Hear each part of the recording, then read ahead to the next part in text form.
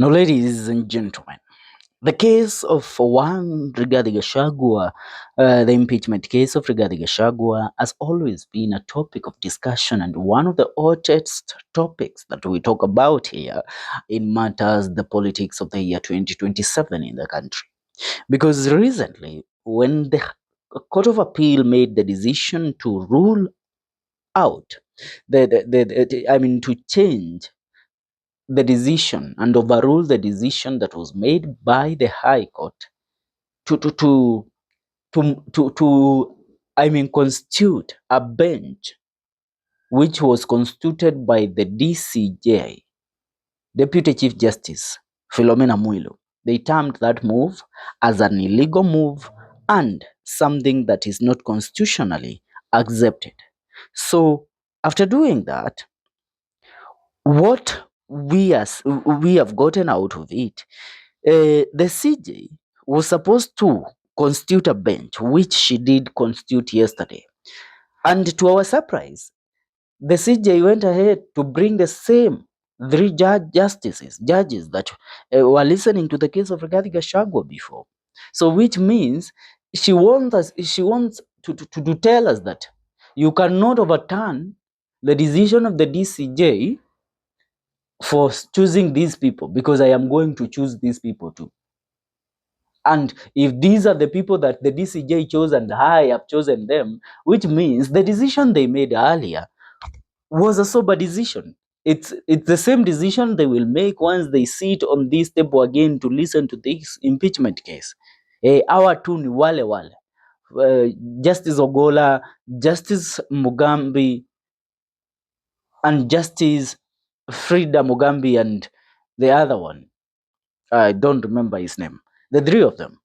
So currently, Rigathi Gachagua, we thought that with the ruling by the Court of Appeal, he had a chance to vie for the elections in the year 2027.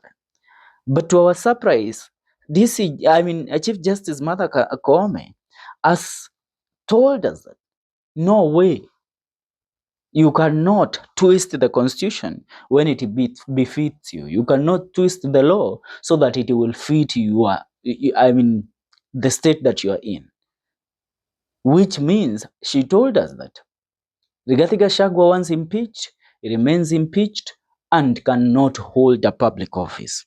Now listen, the former Deputy President Rigathi Gachagua stirred fresh controversy earlier yesterday with these latest remarks on impeachment and the judicial process, provoking sharp reactions from legal experts and raising concerns about possible repercussions. Gachagua, speaking at a public function this week, dismissed impeachment as a reversible process, suggesting that at Court of Appeal, if the Court of Appeal could nullify the political stain, being impeached is not final.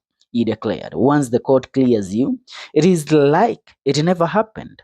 However, Chief Justice Martha Koome responded swiftly, emphasizing that impeachment is a constitutional process, not a subject to personal interpretation. Impeachment, once passed by the legislature, remains a permanent part of the historical and legal record. The courts may assess due process or related violations, but they do not erase the act itself, she stated. Legal scholars have echoed the Chief Justice's position, warning that Gachagua's interpretation could undermine constitutional authority and separation of powers. This is a dangerous precedent, said Professor John Mudomi, a constitutional lawyer.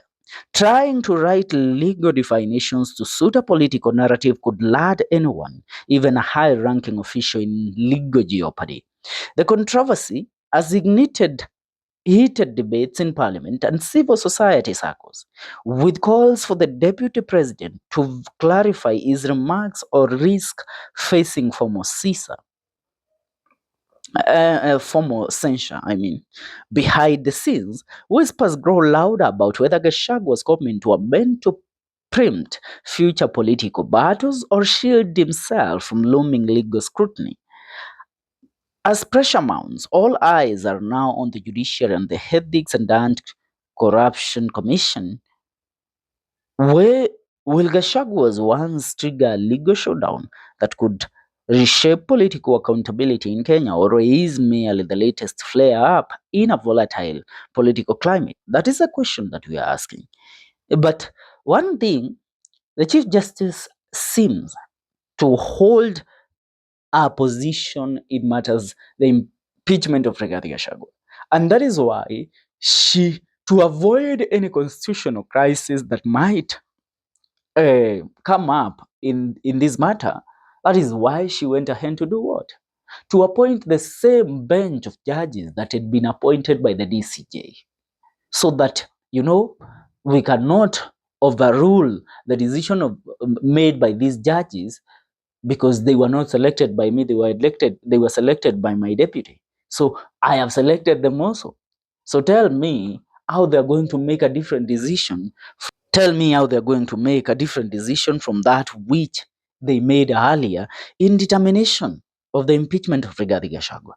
What Rigathi Gachagua trying to tell us is that he himself, as Geoffrey Rigathi Gachagua, he is viable for elections come the year 2027. But the Chief Justice is telling us, and he is trying to show Rigathi Gachagua, you cannot mess around with the law. You cannot interpret the law to befit your situation every time you find yourself on the wrong side of the law. But truth be told, everybody knows that the impeachment of Rigathi Gachagua was a political con, one of the greatest in the history of the Republic of Kenya. The first greatest political con in Kenyan political history.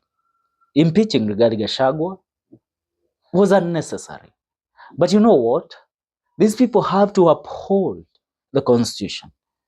And upholding the Constitution, as Chief Justice Martha Koome tells us, that means also violating the right of this man.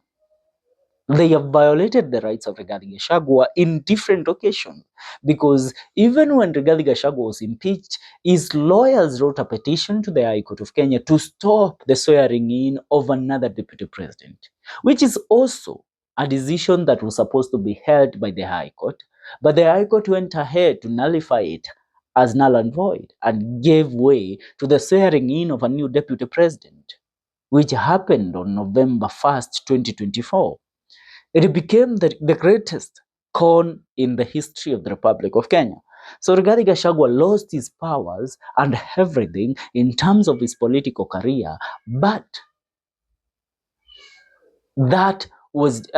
they did all that to uphold the rule of law. But when it comes to standing for the right thing, Rigathi Gachagua's impeachment should be null and void.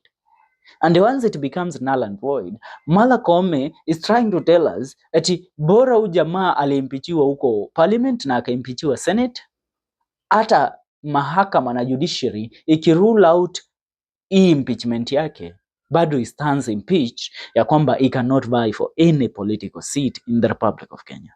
Now, that is the greatest, joke. How can you interpret the law like that? Being a Chief Justice, you have made the ruling that hii impeachment haikutakikana hata kufanyika, alafu unakuja unatuambia so hata kaa hii impeachment haikufanyika, bora ilifanyika huko parliament nikafanyika kwa Senate, the punishment for the impeachment still remains that Gachagua hata vie for any political seat for the next 10 years.